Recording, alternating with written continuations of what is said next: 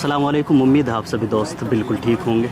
आज हमारे साथ जो मेहमान हैं आप वो देख रहे होंगे, वो ऐसे मेहमान हैं जो अक्सर व बेशतर आपको मेहमानों से रूबरू कराते हैं, लेकिन आज उनकी ये खलील एकेडमी की ओपनिंग सेरेमनी पर यहाँ हम पहुँचे हैं। उनसे बात करेंगे। सलमान भाई, कैसे हैं आप? मैं बहुत ठीक हूँ और बहुत बहुत शुक्रिया, आप अपने बिजी शेड्यूल से टाइम निकाल कर आए, इसके लिए बहुत शुक्रिया। Thank you.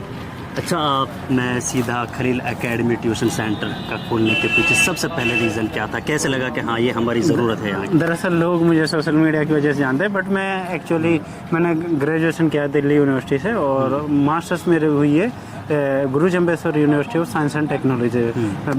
एमएससी माइक्रोबायोलॉजी मैंने किया है। उसके बाद फिर मैंने टीचिंग किया है। पिछले मैं 1 साल से टीचिंग कर रहा हूँ और मैंने यहाँ देखा कि बहुत सारे बच्चे हैं जिनको बेसिक चीज़ें नहीं पता है, और जबकि उनके स्टैंडर्ड के हिसाब से उन्हें वो पता होनी चाहिए। तो इन्हीं चीज़ों को देखते हुए मैंने सोचा कि चलो सोशल मीडिया तो ठीक है, वो चल रहा है मेरा, बट मैं अपनी सोसाइटी को कुछ कंट्रीब्यूट करूँ। तो सोसाइटी के इस एक चीज़ ने कि भाई मुझे सोसाइटी को कुछ पे बैक करना है और सोसाइटी को कुछ देना है, उसी चीज़ को सोच कर मैंने एक छोटा सा ट्यूशन सेंटर खोला है। इसमें हम फिजिक्स, केमिस्ट्री, बायोलॉजी, मैथ्स और सभी साइंस सब्जेक्ट्स की ट्यूशन देंगे, साथ में इंग्लिश की भी हम ट्यूशन क्लासेस देंगे।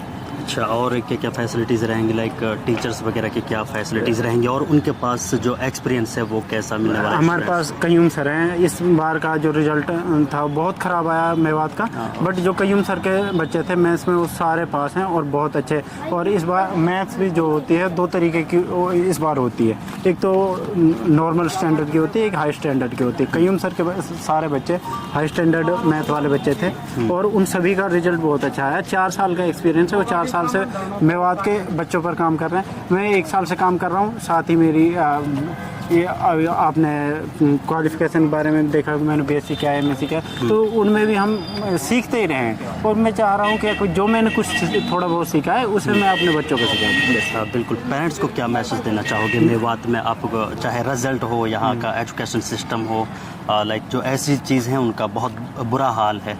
पिछले 1 साल से मैं जब से काम कर रहा हूँ तो मैंने देखा है कि यहाँ पर जो पेरेंट्स है ना, वो उनका मेन मोटिव होता है कि भाई बच्चे को एडमिशन करा दो। के तो सोचेंगे कि यार महंगे से महंगे में करा दो या करा दो, भाई करा दो, ठीक है। बट जो बच्चा पढ़ता है ना, वो पढ़ता है सेल्फ स्टडी से, और जब तक बच्चा सेल्फ स्टडी नहीं कर रहा है तब तक तो उसे किसी भी महंगे स्कूल में डालो, किसी भी घटिया स्कूल में डालो, ठीक है, तो तब तक कोई रिजल्ट नहीं आएगा। सब पेरेंट्स को चाहिए कि वो अपने बच्चे पर घर पर मेहनत करें। तो यही मेरा मैसेज है। अच्छा, कोचिंग सेंटर, जैसे आपने सेल्फ स्टडी की बात की, तो कोचिंग सेंटर होते हैं वो कितना मोटिवेट करते हैं सेल्फ स्टडी के लिए स्टूडेंट्स को?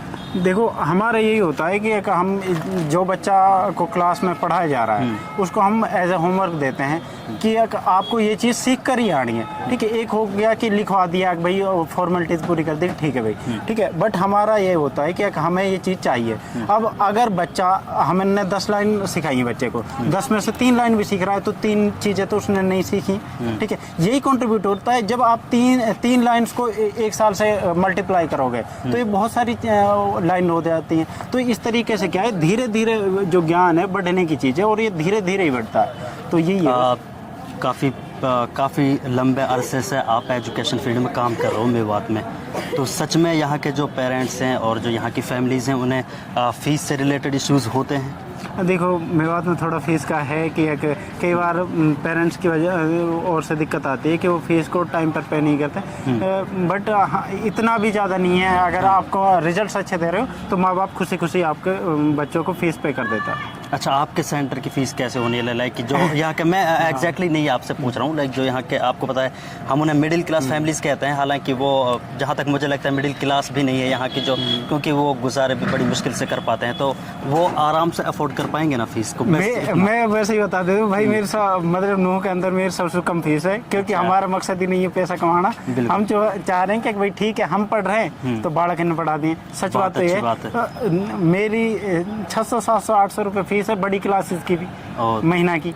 बिल्कुल, जहाँ तक 700-800 रुपये फीस है कोचिंग के लिए, हर कोई एक सब्जेक्ट के लिए 1000 रुपये लेते हैं, बट हमारी नहीं इतनी, हम तो उनसे बहुत कम पैसे लेते हैं। अच्छा, मेवात में आप एजुकेशन पे और ज़्यादा अपना कदम बढ़ा रहे हो, तो एकेडमिक्स पे ही ज़्यादा फोकस रहेगा या जो स्टूडेंट्स की मॉरल वैल्यूज़ हैं उन पर कितना काम किया जाएगा? देखो, मेवात में आपको पता है सिविक सेंस मेवात में एक बड़ा मसला है, लोगों में बात करने की एक ढंग नहीं है। और हम देखते हैं कि लड़कियों पर भी छींटाकशी होती रहती है जब वो आसपास से निकलते हैं। तो इन चीज़ों पर काम करने की ज़रूरत है और ये चीज़ें बचपन में ही सिखाई जाती हैं। तो हमारा एक ये भी एम होगा कि बच्चों को सिविक सेंस के बारे में बताया जाए कि एक आम आदमी को कैसा बिहेव करना चाहिए।